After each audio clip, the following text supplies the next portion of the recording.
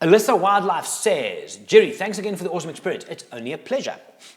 What I'd love to learn is how to add sepia tones. Also, how can you tell if sepia tones are going to work out or not? Thanks. Only a pleasure again. Alyssa, how can you tell if it's going to work out or not? This depends on you. Again, there is so much in photography that is open to interpretation. Shutter speed, aperture, ISO, that's the groundwork that you need to understand, and there's hard and fast. If you take your shutter speed up, aperture has to change in order to keep exposure the same, yeah? Those are the given things, that has to stay the same. However, when it comes to artistic things like sepia tones, black and white, where you want to take an image, that's completely up to you. But this is how you do it. Let's go back into Lightroom here. This image over here is quite horrible. Let's reset that. So let's get a base image on this from a black and white point of view. Something like that, for example. So let's say, for argument's sake, I'm happy with that as my black and white conversion. Now I want to add a sepia tint.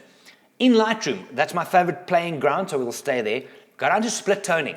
Open that up. Now, you've got highlights and you've got shadows. You can add a certain color cast onto either the brighter areas or the darker areas. The color cast gets affected through the entire frame, but it favors either the highlights or the darks, depending on how you use your slider. In this image, which is quite, I'm going to make it a little bit brighter before we go. Let's say there, split toning. I'm going to favor the highlights of this image. So I'm going to go to highlights, and I'm going to choose your number. If you want a number, it's about 40, 45 somewhere, yeah? That's my color I've chosen, and then saturate it slowly up, and there's my sepia done. How easy is that?